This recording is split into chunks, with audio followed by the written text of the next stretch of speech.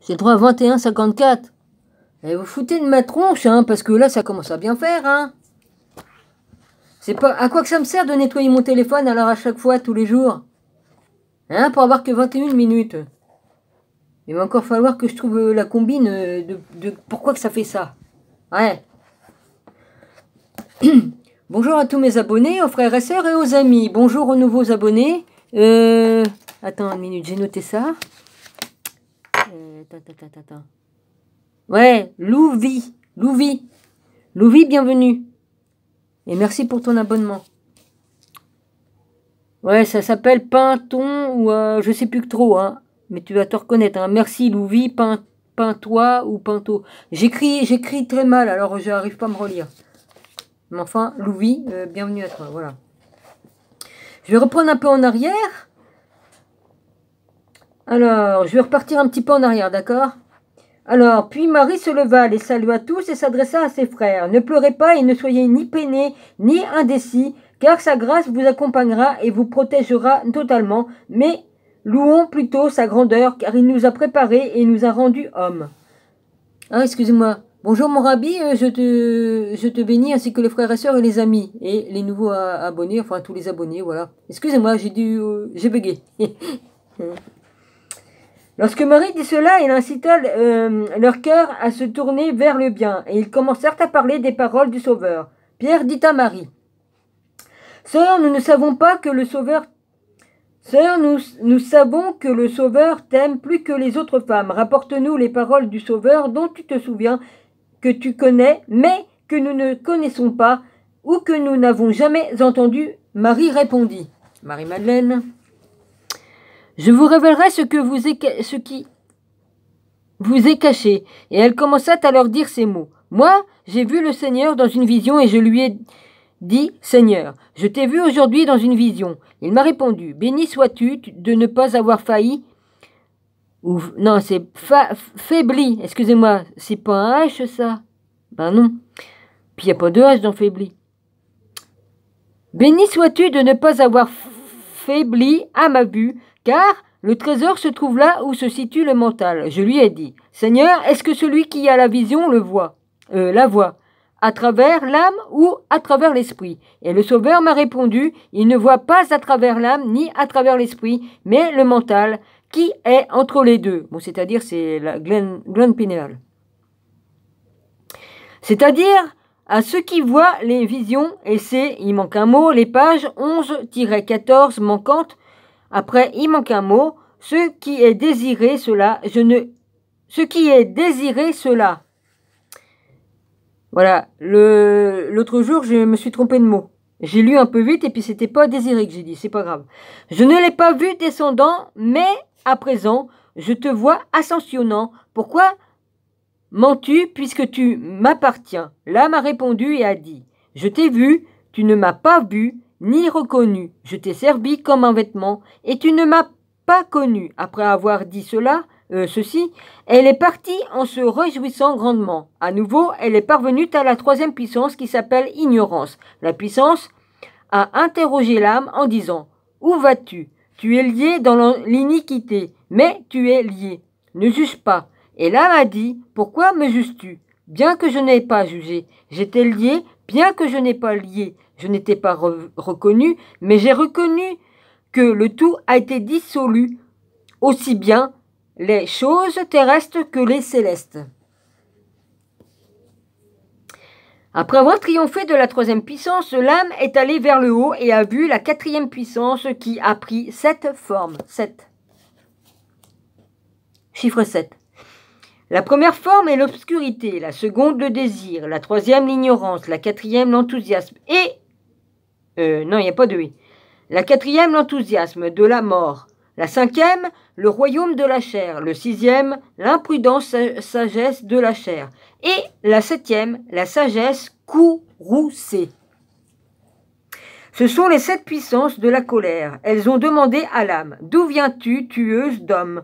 Où vas-tu, conquérant de l'espace? L'âme a répondu, ce qui me lie a été tué, et ce qui m'entoure a été vaincu. Mon désir a pris fin, et l'ignorance est morte.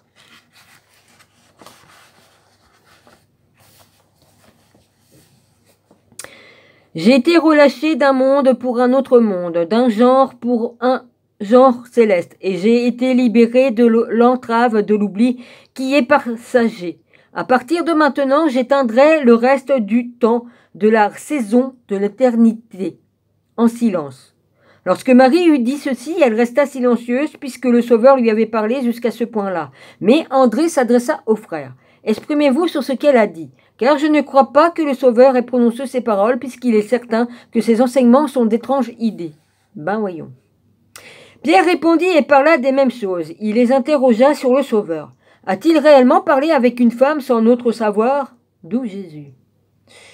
Et sans s'ouvrir à d'autres. Allons-nous effectuer un revirement et tous l'écouter? La préfère-t-il à nous? Ben oui, il la préférait puisque c'était son épouse et puis qu'il lui donnait des enseignements que les autres n'avaient pas. Puis Marie pleura et dit à Pierre. Ah ben ça pour pleurer, Marie-Madeleine, pleurer comme une Madeleine, ben ça vient de là. Ça vient de Marie-Madeleine. Mais mon frère Pierre, qu'est-ce que tu penses? Penses-tu que j'ai moi-même trouvé ceci en mon cœur ou que je mente au sujet du Sauveur? Lévi s'adressa à Pierre. Pierre, tu as toujours eu un tempérament sanguin. À présent, je te vois contester la femme comme les adversaires. Mais si le Sauveur l'a rendue digne, qui es-tu en réalité pour la rejeter? Prends ça dans tes dents. Le Sauveur la reconnaît à coup sûr. Très bien, c'est pourquoi il l'aime davantage que nous. Ayons plutôt honte, imposons l'homme parfait et acquérons de lui pour nous-mêmes, comme il nous l'a ordonné, et prêchons l'évangile en n'établissant aucune autre règle ou autre loi après ce que le Sauveur a dit. Lorsque, après il manque un mot, et ils se mirent en route afin de proclamer et prêcher. Fin de l'évangile selon Marie. Il manque beaucoup de pages, c'est bien dommage qu'ils les ont brûlées dans le poêle. Ouais, c'est bien dommage. Alors là, il y a. Ok, et à la fin, il y a ça. Ok, on y va. Et il y a l'évangile de. Voilà. Je vais sur l'évangile de Sophia. Et plus tard, j'irai peut-être sur Philippe ou autre. La Sophia de Jésus-Christ. Introduction et traduction. Voilà. Eucniote, le bienheureux. Ça, je l'avais fait, mais je refais. Ça a un rapport avec Marie-Madeleine aussi, tout ça, parce que... Enfin, je lis parce que... Que ce soit quand j'étais en haut, comme en tant que Sophia, et comme j'étais en bas, en tant que Marie-Madeleine, tout ça, ça fait partie de tout ça. Et je lirai Philippe ou... Je vais voir après, je vais voir. Eucnote débute dans une lettre formelle d'un professeur à ses disciples, puis prend l'allure d'un discours sur la révélation. En cela, l'influence chrétienne n'est pas apparente à quelques omissions mineures et une majeure. Elle fut employée par un éditeur gnostique chrétien lorsqu'il composa la Sophia ou Sagesse de Jésus-Christ. Sous ces formes, la Sophia de Jésus-Christ est un discours sur la révélation donnée par le Christ ressuscité en réponse aux questions de ses disciples. Ainsi, le fait de mettre en parole les deux traités dans cette édition permet de voir le processus par lequel un traité non chrétien a été modifié et transformé en un traité gnostique chrétien. Puis toi, avec ta télé depuis ce matin, dis donc, plus ça avance le temps et plus il met fort. Ça doit rendre sourd, à force de mettre du sirop, ça le rend sourd, ça doit être ça. En se basant sur le modèle fourni par les deux spécialistes, on présume que le même processus pourrait avoir été employé pour d'autres écrits gnostiques chrétiens. C'est pour ça que je parle plus fort, parce qu'il y a sa télé qui m'ennuie, là. L'évangile des Égyptiens et l'Apocalypse de Jean. L'Apocryphon, excusez-moi, de Jean. Eucnoste semble s'adresser à un grand public qui s'intéresse à certains problèmes philosophico-religieux.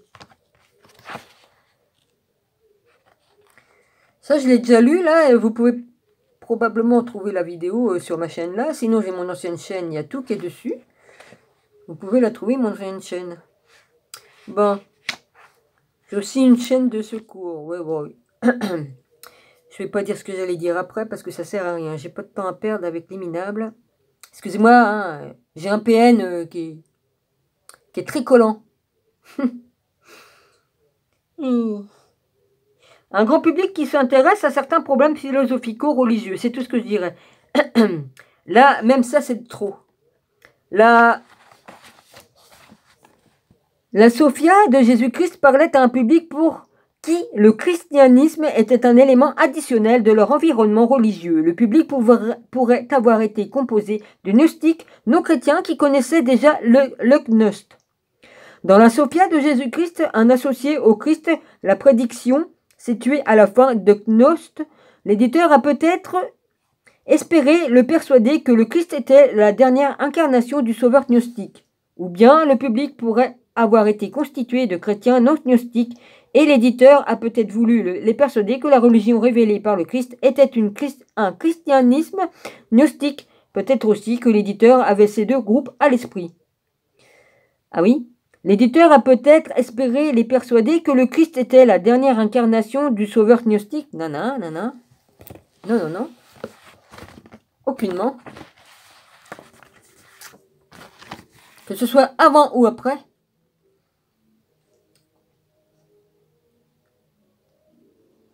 Oh, dis donc. Moi, j'aimais pas la télé pour pas être emmerdé, impacté avec leur télé, là, parce qu'ils nous hypnotisent. On est hypnotisé par des trucs, ils nous mettent des images et tout ça, vas-y. Même le son, hein. Et lui, il met pour tout le quartier. Ah bah ça. Et là, je suis que dans mon appartement, là, mais quand je suis dans les marches, ça fait... Vous multipliez par 3, hein, 3, 4. Knot semble avoir eu un principe intention d'affirmer et de décrire l'existence d'une région invisible sur pracéleste. Oui, je m'excuse, hein, les abonnés, mais c'est mon habitude. Hein, comme j'ai des trucs à dire, tout sort. Hein.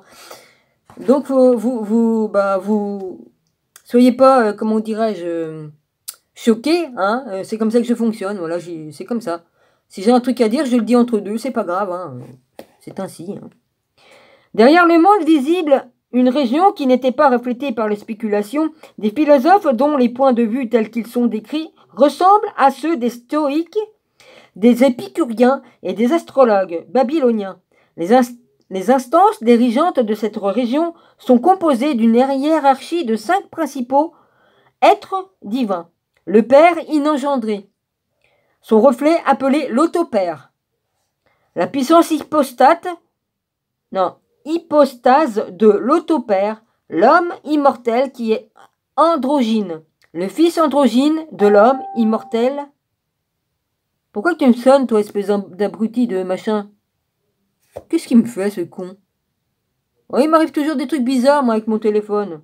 Eh, t'es hanté, le téléphone? Ouais.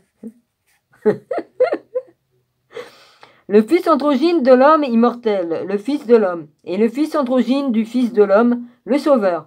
Le nom des aspects féminins de ces 3 derniers comprennent le terme Sophia. Ces êtres divins ont chacun leur propre sphère ou éon et de nombreux êtres subordonnés et préposés, un groupe spécial appelé la génération sur laquelle il n'y a pas de royaume parmi les royaumes qui existent. Les royaumes qui existent, E-N-T. E-E-X-I-S-T-E-N-T. Existant alors. A pour origine et véritable patrie le Père inengendré. Un deuxième groupe composé de 6 êtres divins provient des 5 premiers. Il est dit qu'il ressemble aux premiers. L'ineffable joie et l'indicible jubilation caractérisent l'existence dans la région supracéleste et de la proviennent les systèmes au genre pour la création suivante à la suite d'un passage résumé 85,9-21. Le traité a pour conclu une annexe qui traite du royaume de l'homme immortel qui est notre éon. Eugnose montre l'influence du royaume au domaine transcendant sur ce monde avec une brève exception, 85,8, qui est probablement un ajout éditorial. L'influence est bénigne, ainsi Eunost ne peut pas être considéré comme un texte gnostique au sens classique.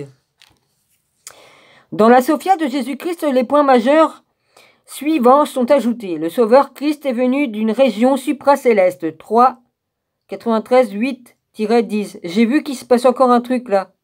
sur mon téléphone. Et j'ai beau lire, je l'ai vu quand même. 94-10-14. 107,11-14. 118,15-16. Sophia, responsable de la chute des gouttes de lumière issues du royaume divin et tombant dans le monde visible. 3. 107,16-17. 114,13 BG. 119,9. Qui plus est, il existe un Dieu qui, avec ses puissances subordonnées, règne directement sur ce monde au détriment de ceux qui proviennent du royaume divin. 3. 117,3-11. BG. 119.2-121,13. Il est suggéré que le sexe constitue le moyen par lequel est perpétué l'asservissement aux puissances. 3. 108,10-14. 14, pardonnez-moi. Mais le Sauveur, Christ, a coupé les liens imposés par les puissances et enseigne aux autres d'en faire autant. 3. 107,15-108,4. BC, je sais c'est un peu chiant mais il faut que je le lis. BG 121-13 non, 13-122,3. 3 118-3-25. Deux classes de personnes seront sauvées, celles qui connaissent le Père par pure connaissance, c'est-à-dire comme le décrit la Sophia de Jésus-Christ, et qui iront en lui, et celles qui connaissent le Père de manière défectueuse. 3 117,8-118,2 qui iront au 8e. Il me semble que ça veut dire 8.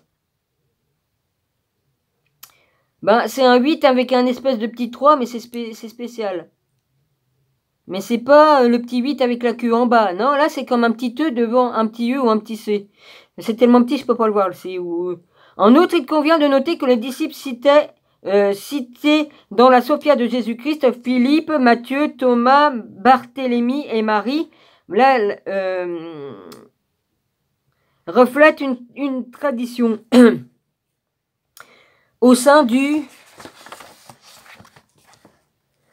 gnosticisme où les disciples sont gnostiques de manière distinctive et sont mis en contraste avec certaines régularités et de diverses façons avec les disciples orthodoxes ou orthodoxes vivants gnostiques, principalement Pierre et Jean.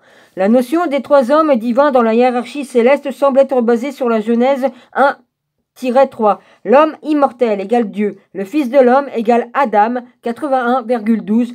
Le Fils du Fils de l'homme, le Sauveur, égale 7. Voilà, Jésus était tout ça. En raison de la présence de Seth, bien qu'il ne soit pas nommé dans le traité. Euchnote je parle de Seth, celui de Enoch. Hein. C'est peut-être pas à voir pareil que sur le Seth de l'Égypte antique. Hein. Je précise. Euchnote doit, en certain sens, être considéré comme sétien. Néanmoins, comme il n'est pas classiquement gnostique et manque d'autres éléments de la pensée sétienne aboutie, il ne peut seulement être décrit que comme proto-sétien. La pensée religieuse égyptienne semble aussi avoir influencé sa représentation du royaume supracéleste ainsi que le probable lieu d'origine Euchnote en Égypte. Le fait que les stoïques, épicuriens et astrologues soient appelés tous les philosophes suggère une des dates très anciennes. Cette peinture aurait approprié au 1er siècle avant Jésus-Christ, mais pas ultérieurement. Euchnote et la Sophia de Jésus-Christ pourraient avoir influencé les ophites sétiens, comme les décrit Irénée. On a proposé une influence d'Euchnote sur le valentinianisme en raison de la datation d'Euchnote. Il ne serait pas surprenant que la Sophia de Jésus-Christ ait été composée juste après l'avènement du christianisme en Égypte. Dans la seconde moitié du 1er siècle, cette possibilité est soutenue par le ton relativement non polémique du traité. Les deux versions de notes différentes l'une de l'autre sur des points significatifs attestant un usage sur une longue période. Les deux versions de la Sophia de Jésus-Christ sont très proche, la traduction suivante est basée sur les versions de Code 3. Les autres versions ont été employées lorsqu'il manquait des pages et là où le texte nécessitait une restitution. J'ai réussi à mettre tout à finir. Waouh! Après il y a la Sophia, il y a Euchnote, le bienheureux, et c'est l'autre suite. C'est l'autre version. Oh la vache, j'en ai des vapeurs tellement j'ai voulu faire vite. Oh la vache. Bah voilà, je vous embrasse tous, soyez tous bénis, je vous aime. Bah oui, je vous aime, je vous bénis tous. Mon Rabbi, je te bénis, je vous aime tous, c'est tout. Voilà.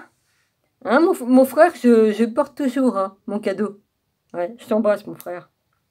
Oui, il me quittera jamais celui-là. Bah voilà, merci aux nouveaux abonnés, et puis voilà. Bon bah, excusez-moi, mais je suis assez spécial comme je fais mes vidéos, mais voilà. J'essaie de dire moins de gros mots possible, hein, parce qu'avant ça y allait, mais bon. Mais à part ça, si j'ai quelque chose à dire, je le dis. Voilà, c'est tout. Je suis franche et honnête et je dis ce que je pense. Voilà, c'est tout. C'est tout, c'est tout. Et puis ceux à qui ça plaît pas, bah vous passez votre chemin, c'est pas compliqué, hein. Voilà, et puis je vais plus me formuler sur les personnes qui viennent m'embêter, hein. On vient m'embêter, on vient m'embêter. Mais bon, ça fait 5 ans quand même, hein, l'autre pot de colle, hein, mais bon. Ah là là, il m'aime tellement que il peut pas se passer de moi. Ouais, je me moque là, je me moque un peu, ouais. Oh, ce n'est point grave. Ils le font à tout le monde, de toute façon, c'est les gens comme ça. Les PN et puis tout ça, qui sont un petit peu...